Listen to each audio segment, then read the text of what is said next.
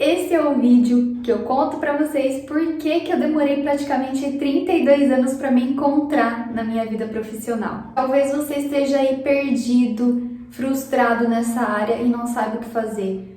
Assiste esse vídeo até o final porque eu tenho certeza que ele vai ser muito útil na sua vida. Como prometi pra vocês, estou aqui pra falar da minha trajetória na vida profissional e lembrando que eu tenho 32 anos e quando eu falo que eu esperei 32 anos por uma resposta, na verdade é porque desde pequena eu sempre busquei independência na vida financeira, né? Só que eu nunca tive muito claro o que eu queria fazer da minha vida. E quando me perguntavam, eu sempre, cada hora eu queria fazer uma coisa, mas a única certeza que eu tinha, mas que eu não sabia porque eu era uma criança, é que eu queria ser empreendedora, porque eu sempre buscava caminhos de ter o meu próprio dinheiro, né, meu dinheirinho desde pequena. E eu gostava muito disso, desse negócio de colocar a mão na massa, de empreender, de fazer o meu negócio, né, de fazer acontecer. Só que muitas coisas aconteceram nessa caminhada e eu sou uma pessoa multipotencial. Temos multipotenciais aqui, eu tenho certeza que sim, porque eu já recebi muitas mensagens de vocês falando sobre isso, de vocês se identificarem comigo nessa questão. E quando você é multipotencial, você fica perdido, cada hora você quer fazer uma coisa, porque você tem várias paixões, várias habilidades e você não consegue focar em uma só. Então por isso que a gente acaba não se especializando em algo ou a gente demora para descobrir o que a gente quer fazer da nossa vida. Então eu vou contar para vocês aí toda a minha trajetória, praticamente assim, tudo que eu fiz, porque assim, o que acontece? Muitas pessoas, né, as pessoas ao nosso redor às vezes olham pra gente com um tom de julgamento. Nossa, você não tem uma faculdade, você não tem um diploma, você não tem uma profissão, então você não é ninguém, você é preguiçosa, você não quer nada da vida. E às vezes não é essa a realidade. E o intuito de eu vir aqui e contar pra vocês toda essa minha trajetória é justamente para mostrar isso, que apesar de eu nunca ter me especializado em algo, eu nunca estive parada, eu nunca fiquei acomodada, esperando as coisas caírem do céu. Eu sempre tentei dar o meu jeito, eu sempre tentei fazer alguma coisa. Coisas assim muito distintas, né? Muito diferentes uma da outra, mas no final vocês vão entender e vocês vão ver que reboliço que Deus fez na minha vida e por que eu passei por tudo isso aqui para estar aqui hoje. Qual é o objetivo, qual é o propósito de Deus aqui hoje. Como eu disse, eu tenho 32 anos, eu sou de 1990 e eu lembro que por volta dos meus 7 anos de idade, eu não lembro a idade exata, mas eu acredito que foi por aí, entre 7 e 8 anos de idade, tinha aquela moda de fazer tererê de cabelo, sabe? Aqueles negocinhos, era uma presilha que você colocava aqui e tinha uma mechinha de cabelo cheia de miçanga, várias coisas que ficavam assim no cabelo com brilho, várias coisas. E a meninada adorava. E eu sempre gostei de mexer com bijuteria, miçanga, eu mexia com isso por hobby. Eu gostava de fazer pulseira, adorava fazer essas coisas mais manuais. E aí eu lembro que nessa época do tererê eu comecei a fazer tererê para vender. Eu vendia por R$1, pois conforme eu fui crescendo, aí por volta dos 10 anos eu comecei a fazer artesanato, então eu sempre estava fazendo alguma coisa. Eu fazia imã de geladeira com meia de seda, fazia biscuit. Nossa, gente, eu fiz tanta coisa. Eu comecei, minha vizinha me ensinou a fazer crochê, ela começou a me ensinar, na verdade, né? Eu não fui até o fim, mas ela começou a me ensinar. Mas eu sempre estava fazendo esses trabalhos manuais e de artesanato. Eu sempre inventava alguma coisa para fazer assim. Vendia um ou outro, mas não era nada assim, nossa, eu tô vendendo isso, sabe? Vendia assim, sabe? Pros tios, pras tias, amigos, pessoas que vê o nosso esforço e quer, né, ajudar. Minha avó, ela era boleira e eu lembro que ela sempre precisava enrolar aquelas balas de coco deliciosas, sabe? Naquele papelzinho com franjinha. Era trabalhoso e eram muitas balas. Ela fazia as balas, porque ela fazia bolo e fazia os docinhos e fazia as balas. Então ela fazia as balas e me pagava, eu acho que era R$50 ou R$10, eu não lembro exatamente. Eu sei que naquela época era muito. E então eu enrolava as balas para ela, vez ou outra ela me chamava e ganhava o meu trocadinho. A minha tia, ela tinha um salão de festas infantil. e ela precisava, às vezes, de alguém para ficar olhando as crianças, né? Um monitor. E aí, vez ou outra também, ela sempre me chamava e cada vez que eu ia lá, ficava o dia inteiro, o domingo inteiro. Era R$ 50, que também era muito na época, mas era super cansativo, porque criança, né, gente, não é fácil. Minha família é uma família do interior, e no interior a gente faz o quê? Empreende, né? Tem um comércio ali, então eu sempre tive essa influência de empreendedores, né? A mesma tia que tinha o salão de brinquedos, o salão de festas, ela tinha uma loja de brinquedos, tem até hoje, né, na verdade. E no final do ano, no Dia das Crianças, ela precisava de uma ajuda, então ela sempre precisava contratar mais pessoas para ajudar lá, só ficar olhando para ver se ninguém ia roubar nada, atender uma outra pessoa, era coisa simples assim.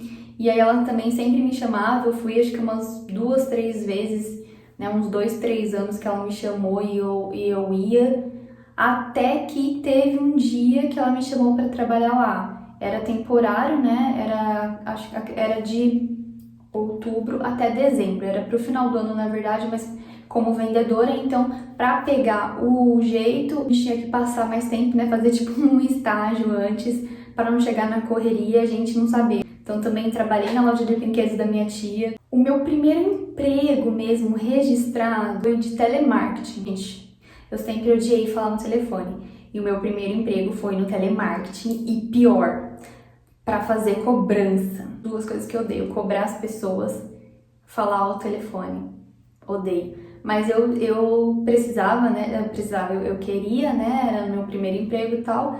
Era o que pra minha idade estava mais fácil, porque se eu não me engano, eu era menor de idade. Eu não tenho certeza. E aí eu trabalhei lá por 3 meses, que foi o tempo de experiência, 2 ou 3 meses, que foi... Enfim, aí foi o meu fim nesse emprego de telemarketing aí, porém isso me trouxe umas marquinhas na carteira de trabalho, porque como eu trabalhei com cobrança, daí as outras pessoas que iam me contratar associaram a cobrança, então eu vou te colocar para mexer com dinheiro, e eu odeio mexer com dinheiro, com contas, com números, com cobrança. Aí depois eu trabalhei numa loja que era o meu sonho lá, uma loja pequena que chamava Moça Bonita, de acessórios, bijuterias, vendia melissa também, alguma roupinha ou outra assim, vendia também, né? Daí eu trabalhei nessa loja e foi também período de final de ano, assim, lá tinha uma rotatividade muito grande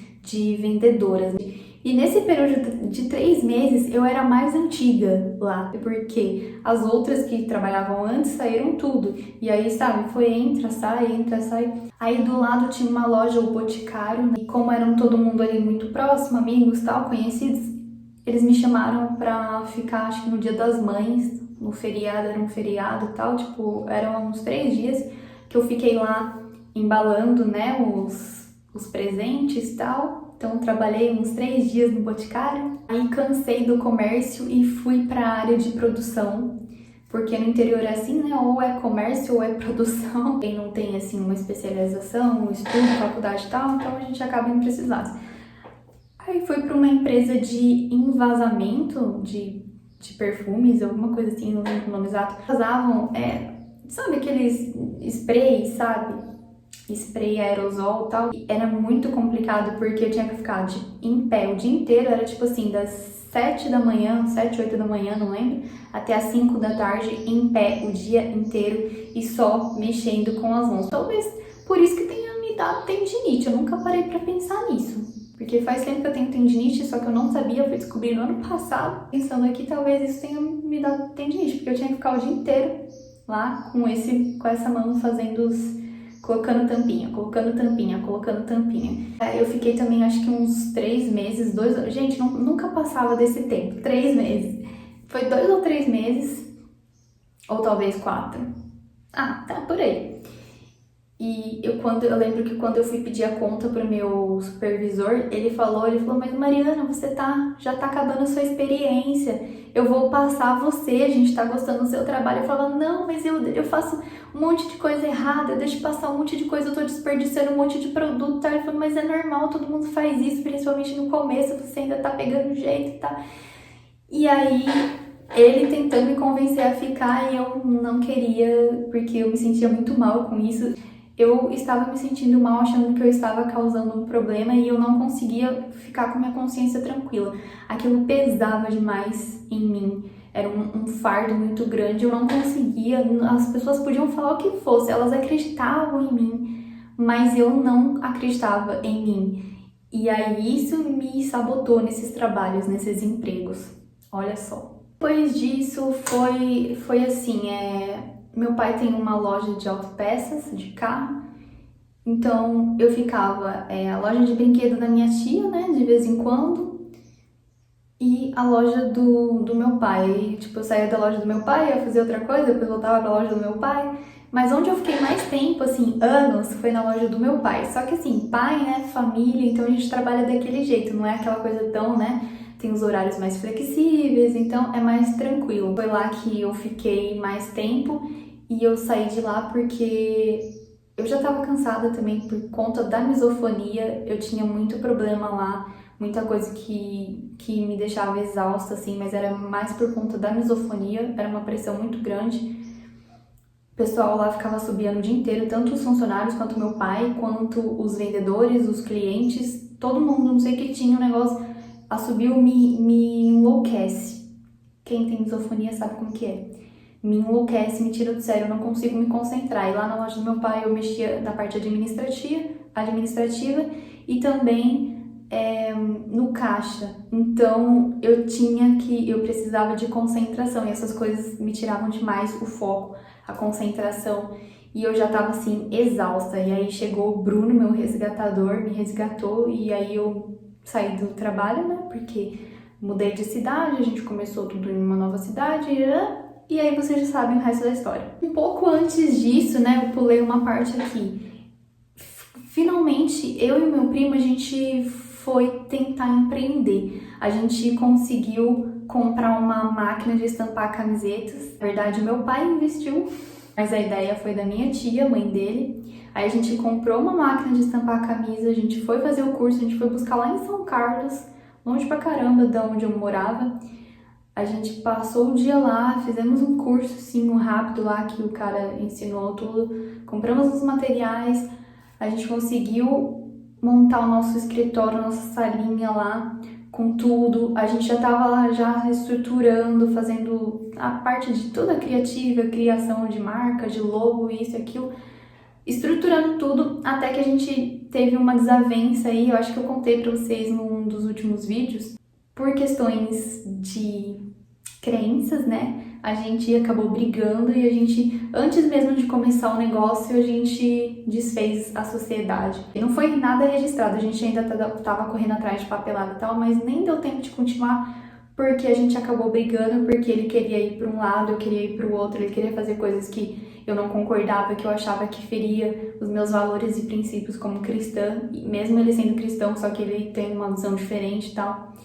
E aí isso fez com que a gente brigasse e a gente desfez o negócio, não deu mais pra continuar. Depois eu fui trabalhar com meu pai. Aí depois eu também eu me converti, daí eu tava na igreja e tal, uma igreja que tinha muito espaço pra crescer, a gente tinha muita liberdade pra fazer as coisas. E eu lembro que eu e meu amigo, a gente precisava de dinheiro, a gente tava desempregado.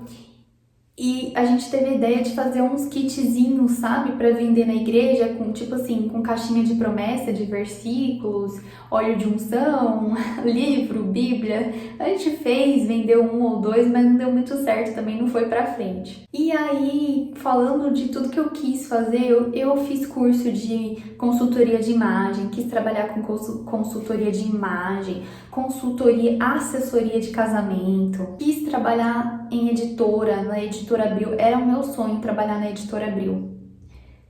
Mas nunca deu certo, porque eu não tinha faculdade, né, não tenho, então nunca deu certo. Criei meu canal de idioma, quis ter uma escola de idiomas, marca de roupa, livraria, era meu sonho também ter uma livraria evangélica, e aí eu tava até juntando dinheiro pra isso, só que aí o pouquinho que eu tinha conseguido juntar, eu acabei levando para Israel e usei em Israel quando eu consegui viajar para Israel.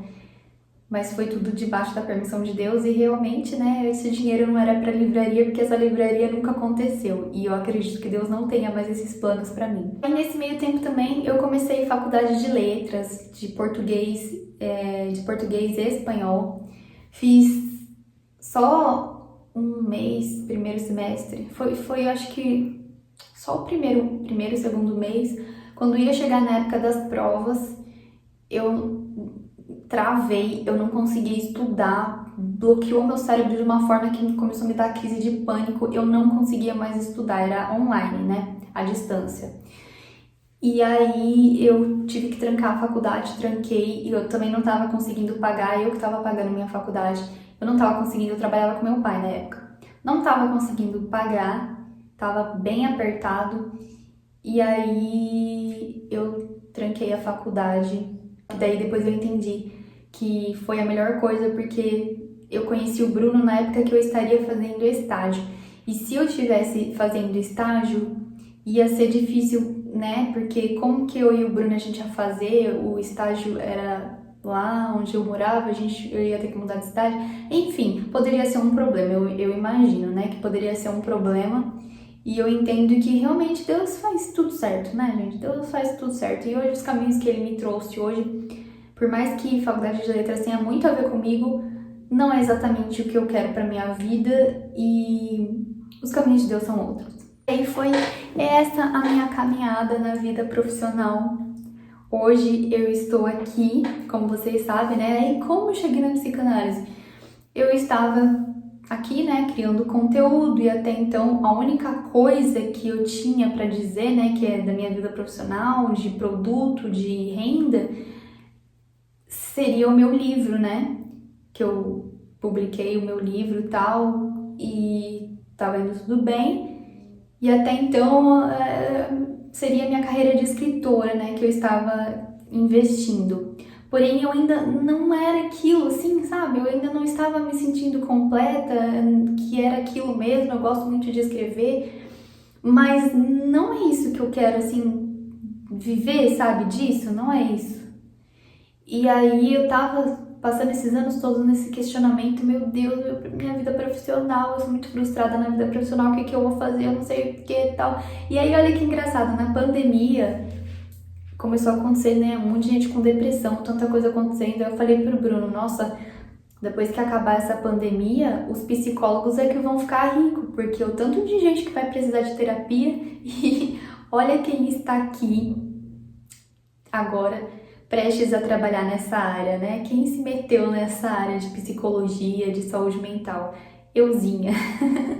Mas assim, realmente eu olhando para todo esse percurso, toda essa caminhada, eu vejo que tudo que eu passei contribuiu para quem eu sou hoje. A psicanálise, até a escolha da psicanálise.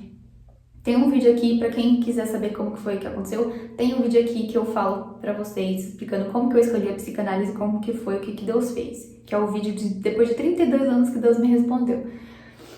E aí, a psicanálise, ela não foi por acaso que eu creio que Deus me trouxe para psicanálise, porque eu tenho muitas coisas na minha vida que eu preciso ser curada, tratada de coisas do passado. Só que são coisas que eu vivi, e eu sendo curada, tratada, eu vou poder ajudar muito mais outras pessoas a serem curadas e tratadas desses problemas também. Porque quando a gente passa por aquilo, quando a gente passa pelos mesmos processos e a gente supera, a gente entende melhor as pessoas. Hoje eu vejo que tudo isso que eu passei, todos esses caminhos que eu fui tentar seguir, eles contribuíram de alguma forma para a construção da Mariana do futuro, né? Da Mariana como que Deus planejou ali como profissional, tal. Então tudo isso está contribuindo e vai contribuir. Então o que eu quero falar para vocês, olhem só a caminhada que eu dei, né? E que eu me sentia mal porque eu não tinha resposta de Deus, o que eu ia fazer da minha vida. Mas se Deus tivesse me dado esse caminho lá atrás, talvez fosse mais difícil para mim, talvez eu fosse encontrar muita dificuldade. E hoje eu estou em um ponto onde se tornou mais fácil, eu consigo olhar de uma forma mais leve, eu consigo dar mais passos para me curar, para ir em busca de cura, né? De enfrentar os meus medos, meus processos, quando enquanto lá atrás talvez isso fosse algo que eu ia querer me esconder. Hoje eu vejo que eu aceito muito mais os processos que eu preciso passar. É tipo assim, Deus, isso é muito difícil. Aí Deus vai lá falando, não, mas você tem que passar. Eu falo, tá bom, Deus, vamos, então vamos logo porque eu quero superar isso logo. E antigamente eu fugia, eu fazia de tudo para não enfrentar. Eu deixava lá quietinho embaixo do tapete, sabe? Então eu vejo que isso tudo me trouxe um amadurecimento que é essencial nesse momento para o propósito que Deus tem para minha vida. E aí o que eu quero dizer para vocês é que às vezes a gente duvida dos propósitos de Deus, a gente deixa de confiar nele porque a gente não vê resposta no nosso tempo. Só que Deus, ele tem o tempo exato para as coisas acontecerem. Então, se você tá perdido, se você tá frustrado, se você tá desanimado, entrega para Deus. Continua, não sei quantas vezes você entregou, quantas vezes você orou, mas continua, você só não pode parar. Porque Deus, ele tem um propósito para sua vida e ele vai te direcionar, só que ele vai fazer as coisas acontecerem no momento certo. Porque às vezes você acha que você tá pronto e você não tá. E aí Deus, ele começa a mandar as oportunidades, as provas, as lutas, e você não consegue enfrentar. Aquilo te destrói, aquilo piora, porque você não está no momento aberto para aquilo. Enquanto no tempo de Deus, ele vai lá mexer os pauzinhos, fazer umas coisas que vai trabalhar você para aquele momento. E quando ele mandar as oportunidades, você vai aproveitar. Quem me acompanha no Instagram tem visto tudo que eu falava lá atrás. Um dia vai acontecer isso, um dia vai acontecer aquilo. Eu falava das minhas dores, meus processos. E hoje está acontecendo. E vocês estão vendo. Tudo é um processo. Só que a gente precisa esperar e enfrentar no tempo certo. Então se abra para aquilo que Deus tem para você e não deixe de confiar nele. Confia porque ele sabe o que ele está fazendo.